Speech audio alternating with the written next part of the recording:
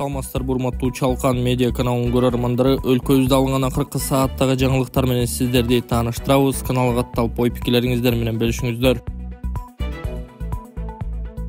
Токтот куламындайды президент инвесторлор жана мама органдарга кайрылуу жасады. Президент Садыр Жапаров өзүнүн социалдык тармактагы баракчасы аркылуу инвесторлор жана мамлекеттик органдарга кайрылды. Тексти толугу менен келтиребиз. Урматтуу кыргызстандыктар, акыркы жылдары биздин өлкөгө чет мамлекеттерден инвесторлор көп келе башташты. Албетте бул бизди абдан кубандырат. Себеби сырттан инвестиция кирбесе өлкөнүн өнүгүшү кыйын. Тилекке каршы, айрым инвесторлорду жеке ишкерлер алдап кеткен учурлар катталып, алар арыз жазып жатышат. Албетте күч органдары андайларды камакка алып инвесторлордун акчасын кайтарып берүүдө. Бул аларга ашыкча түйшүк жаратып, өлкөбүздүн аброюн түшүрүүдө. Урматтуу мекендештер, Кыргызда бир карын майды бир кумалак чиритет деген таамы айтылган сөз. Арабыздан анча-мынча тентектер чыгып жатат. Алдамчылык жарытпайт туугандар. Токтот куламындайды. Инвесторлорго эскертүү, колуңардан келишинче мамлекеттик мекемелер менен, мисалы экономика жана коммерция министрлиги, инвестиция тартуу боюнча агенттиги, облус район айыл өкмөт башчылары аркылуу иштеңиздер, ишенимдүү болот эле. Ал эми урматтуу жетекчилер, силер дагы инвесторлор менен тыгыз иштегиле. Вактым жок, эртең кел, бүрсүгүнү кел деген сыяктуу бюрократиялар болбосун. Ар бириңердин ишиңерге силердин аймакка келген инвесторлордун санынан жана көлөмүнөн булам баа беребиз деген президент Садыр Жапаров. Туугандар, эгерде сиздерде дагы монтип машиналарыңыздар бузулса, азыр уста издештин, ага убакыт коротуштун кереги жок. Ал үчүн болгону мындай чөнтөк телефонуңуздарды аласыздар. App Store же Google Play'ден эле автомен тиркемесине катталып туруп, каалаган устаны тандап аласыздар. Эгерде сиздер дарбаза курдурабыз десеңиздер, же болбосо эшиктин алдына ферма жасатабыз десеңиздер, анда кайра эле ошол App Store же Google Play аркылуу ширетме тиркемесине киресиздер. Кирип каалаган ширетүүчүнү өзүңүздөр тандап аласыздар. Тандап алып чакырсаңыздар, өздөрү келип ишиңиздерди бүтүрүп берет. Мурдагыдай туугандардан, тааныштардан ширетүүчү издештин азыр кереги жок. УКМК чүйдөгү күрөөканалар элге акчаны эми 20%дан ашырбай берет. Чүй облусундагы күрөөканалар текшерилип, үстөк пайыздарын төмөндөтмөй болушту. Бул тууралуу УКМКнын маалымат кызматы кабарлады. Билдирмеге караганда облус боюнча 40тан ашык күрөөкананын лицензия документтери текшерилген. Атайын кызмат жарыялаган видеодон көрүнүп тургандай, бир нече күрөөкана ээлери үстөк пайыздарын төмөндөтүү боюнча чечим кабыл алышканын айткан. Күрөөкана ээлерине босого ставкасын 20%дан ашырбоо талабы да коюлганы белгиленди. Кокус акчаны андан кымбат беришсе айып пул төлөшөт. Буга чейин УКМК төрагасы Камчыбек Ташиев өлкөдөгү күрөөканалар акчаны элге жогорку пайыз менен берип, жөнөкөй адамдар жабыркап жатканын айткан болчу. Мындан улам ал күрөөканалардын ишмердүүлүгүн тиешелүү органдар менен биргеликте текшерүү керектигин белгилеген. УКМКнын төрагасы 30%дан ашырып акча берген күрөөканаларды жаап, лицензиясын кайтарып алып, кожоюндарына мыйзам чегинде чара көрүү керектигин кошумчалаган. 27 декабрда Кыргыз Республикасынын президентинин администрациясынын маалымат кызматынын жетекчиси Дайырбек Орунбеков Facebook өздүк баракчасында Кумтөр Gold Company жабык акционердик коомунун ишмердүүлүгү тууралуу ою менен бөлүшүп, учурдагы иштери менен өткөн мезгилди салыштырды. Кен байлыкты чет элдик компания иштеткен 28 жылда 410 тонна алтын казылган, анын 1 грамы дагы Кыргызстанга калган эмес. Ушул жылдары үлүштүк кирешеден болгону $100 миллион киреше алганбыз. Кумтөр мамлекетке өткөндөн кийин, тактап айтканда 2022-2023 жылдагы жалпы кирешеси $698,6 миллион. Мындан тышкары 50 тоннадан ашык алтын кампабызда турат, деди Орунбеков. Бишкекте балдардын адистештирилген бейтапканасы ачылды. Саламаттык сактоо министри Алымкадыр Бейшеналиев балдардын адистештирилген консультативдик бейтапканасынын ачылыш аземине катышты. Бул тууралуу аталган министрлик билдирди. Мекеме Бишкек Манас проспектиси 12 дарегинде жайгашкан. Министри эне менен баланын ден соолугу саламаттык сактоо тармагы үчүн маңыздуу маселе экенин белгиледи. Бишкекте жашоочулардын саны өсүүдө. Мындан улам балдар стационарына кайрылгандар дагы көбөйдү. Жыл сайын сасык тумоо каптаган учурда шаардык балдар клиникалык ооруканасы менен эне жана баланы коргоо улуттук борборунда узун кезек жаралат. Эгер бир суткада 700дөй бала кайрылса, анын 80% амбулатордук бейтаптар. Балдардын адистештирилген консультативдик бейтапканасынын ачылышы стационарлардын ишин жеңилдетип, узун кезекти азайтат. Муну менен иш дагы жакшырат, деди Бейшеналиев. Медициналык мекеменин директору Айнур Абдылдаева бейтапкана башка үй бүлөлүк медициналык борборлор сыяктуу эле иштей турганын белгиледи.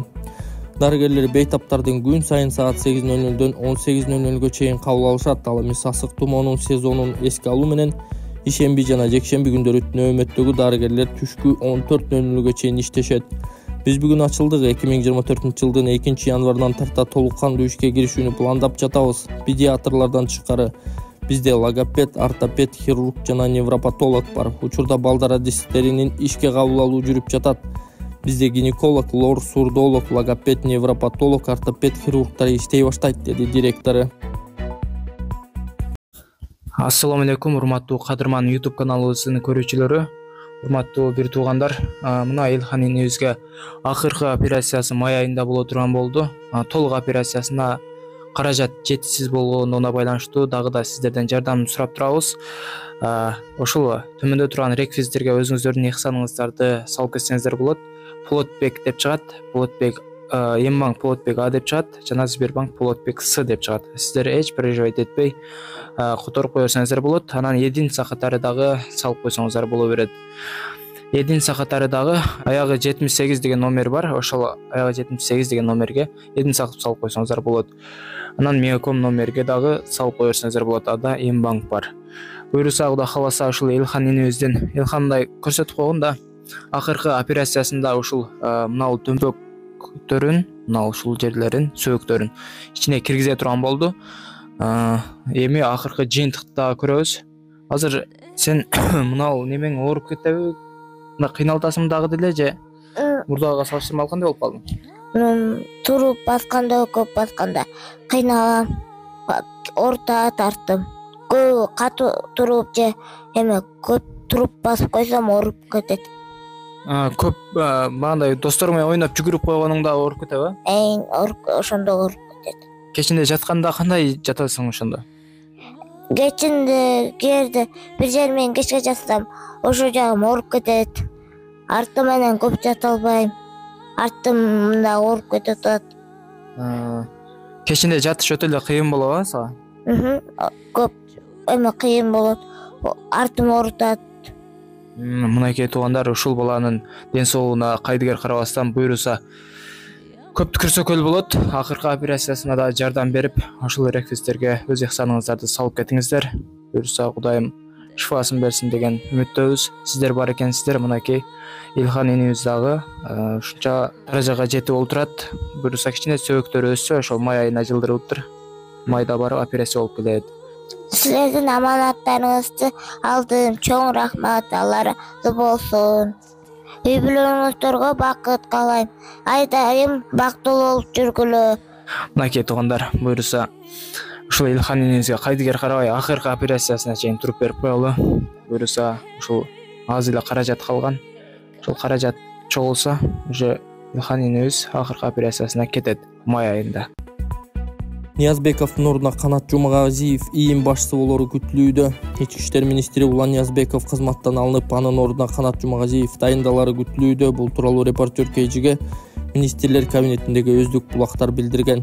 Маалыматка караганда Канат Жумагазиев министр кызматына жакынкы мезгилдерде дайындалып калышы мүмкүн. Белгилүү болгондой, Канат Жумагазиев 46 жашта ички иштер органдарында 1997-жылдан бери иштей баштаган. Ал буга чейин Чүй, Ысык көл, Нарын облустук жана Бишкек шаардык милициясынын башчысы болгон. 2023-жылдын март айында президенттин Чүй облусундагы өкүлү болуп дайындалган. Ал эми Улан Ниязбеков 2020-жылдын октябрь айынан берки ички иштер министри кызматын ээлеп келет. Эскерте кетсек, буга чейин 28-сентябрда Репортер KG'ге өздүк булактарына таянып алды дагы дайындоо. Тактап айтканда, вице-премьер Бакыт Төрөбаев Айыл чарба министри кызматына дайындала турганы тууралуу жазган. 25 декабрда президент тиешелүү жарлыкка кол коюп, Төрөбаев министрлер кабинетинин орун басары кызматын сактап калуу менен Айыл чарба министринин милдетин аткаруучу болду. 27 декабрда парламент Төрөбаевдин талапкерлигин жактырып берди. Бишкек шаардык соту Мадумаровду камакта калтырды. Бишкек шаардык соту жогорку кеңештеги оппозициялык Бүтүн Кыргызстан фракциясынын лидери Адахан Мадумаровдун иши боюнча адвокаттардын апелляциялык арызын 27 декабрда карап, 1 май райондук сотунун 8 декабрдагы чечими күчүндө калтырды. Буга чейин райондук соту Мадумаровду 9 февралга чейин камакта калтыруу чечимин чыгарган. Судья Мирбек Сатарбек уулу Жогорку Кеңештин 75 депутатынын саясатчыны үй камагына чыгаруу өтүнүчүн да эске алган эмес. Бийликтин дарегине ачык сын айтып келген парламенттеги жалгыз оппозициялык фракциянын лидери 2-сентябрда кармалып, улуттук коопсуздук боюнча мамлекеттик комитеттин тергөө абагына камалган. Кыргыз-Тажик чек арасындагы тилке боюнча 2009-жылы протоколго кол койгон үчүн ага мамлекеттик чыккынчылык деген берени менен айып тагылууда. Президент Жапаров буга чейинки маектеринде ошол протоколдун айынан баткендеги 4 көчө талашы жаралып жатканын билдиргени бар. Мадумаров ал протоколдун юридикалык күчү жок экенин айтып келет. Башкы прокурор депутат Жамгырчиевди жоопко тартууну сурап, Жогорку Кеңеш комиссия түздү. Башкы прокурор депутат Эмил Жамгырчиевди кылмыш жоопкерчилигине тартуу үчүн парламентте макулдук сурады. Эл өкүлү кылмыш жаза кодексинин 378-беренеси мамлекеттик чек арадан мыйзамсыз өтүү боюнча айыпталууда. Курман Кузулошевдин киргизген сунушун төрөган Урланбек Шакиев окуду. Мындан улам Жогорку Кеңеш эл өкүлүнүн ишинде кылмыштуулук бар жогун иликтөө үчүн комиссия түзүп, курамына ар бир фракциядан бирден депутат киргизди. Комиссияга киргендер Данияр Төлөнов Мекенчил тобу, Элдар Сулайманов Атажурт Кыргызстан фракциясы, Махридин Шабазов Ишеним фракциясы, Кубанычбек Самаков Элдик топ, Алишер Эрбаев Бүтүн Кыргызстан фракциясы, Бакыт Тентишев Ынтымак фракциясы, Азамат Исраилов Альянс фракциясы, Султанбай Жигитов Ыйман Нуру фракциясы. Эске салсак, 2020-жылы Жамгырчиев учурда жоюлуп кеткен финансы полициясынын жетекчисинин орун басары болуп иштеген. Ошол кезде Жамгырчиев менен Калмуратовду коррупцияга шектеп УКМК кармап кеткен. Кийин алар бюджетке 20 миллион сом которуп сот актаган. 2023-жылдын январь айында башкы прокуратуранын өтүнүчү менен Жогорку сот 2 фигуранттын тең акталган чечимин жокко чыгарып, ишти 1-инстанцияга жөнөткөн. Бирок сот отуруму ар кандай себептерден улам жылдырылып келген. Жакында эле Жамгырчиевдин иши сотто кайрадан каралмай болгон. Ассаламу алейкум туугандар, биздин катталуучулар, баарыңыздарга ассаламу алейкум. Биз жаңы турга, экинчи турга старт берип турабыз туугандар. 1 саат алдыңкы видеону көрүп, кечеги утуучуларды көрүп алсаңыздар болот. Азыр мен экинчи турдун приздери менен тааныштырып кетейин туугандар. Бул оюнда Nexia 1 койдум, дагы биринчидегидей. Ошонун өзү да свет 2006-жылкы 1.5 объемдуу коробкалары механика сонун машина туугандар. Утуп аласыздар, чөткү машина. Анан бул главныйды анан тааныштырам туугандар, обзору менен чогуу. Биздин 3-чү машинабыз Nexia 2. Көрүп турасыздар, алча свет деп коет. 2010 болуш керек жылы. Коробкалары жакшы, мотору да эч кандай проблема жок, таза, чөткү машина. Буну дагы 1 билет алып, 2 билет алып утуп алсаңыздар болот. Бул оюнга жакшы машиналар койдум деп ойлойм туугандар. Себеби акчасы дагы башкача болот, айтам туугандар.